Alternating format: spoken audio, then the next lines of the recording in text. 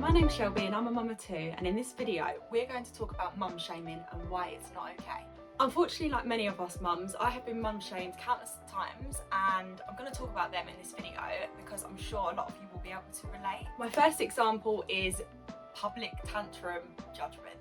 Okay, I'm sure we've all been there. We've been out and about with our toddlers and they decide to have a meltdown, and you know, you're in the supermarket and they're kicking off, and I have got so many funny looks from other mums, and it's such a shame because we should be supporting each other. And you know what would be really great in that moment is to have someone look at me like, I feel you, hun, or come over and help. So next time you see a mum struggling, go and do that. Another controversial topic when it comes to mum shaming is co-sleeping.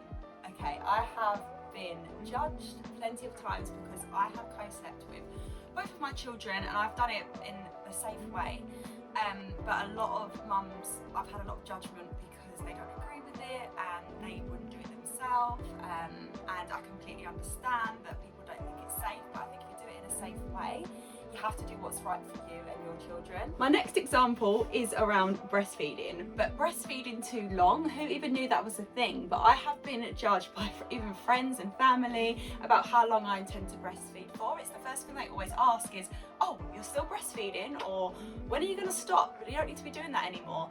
And it just makes you feel a little bit ashamed for breastfeeding, but that shouldn't be the case at all. My next mum shaming experience I want to talk about is screen time. Okay, sometimes for ease, it's just a lot easier when you're out at a restaurant to let your child have a little look at something on YouTube, and I get a lot of funny looks that I allow my son to do that, but at the end of the day, we just want to go out and enjoy our food, and if it means that he has a little bit of screen time at dinner whilst we're at a restaurant, then so be it. The last example I want to talk about is being mum shamed for my son's development. I was actually told because he was a late talker that it was my fault and that I wasn't doing enough with him, which is really sad. He's actually caught up now, and it goes to show that all babies develop at their own pace, but that's something that we should definitely not be mum shamed on. It's nothing to do with our parenting skills, how quickly our babies develop. So those are 5 examples that I have personally been mum shamed. I hope that if you're watching, you don't feel alone. We all get it, but I hope that this encourages you to be more supportive towards other mums, less mum shaming, more supporting.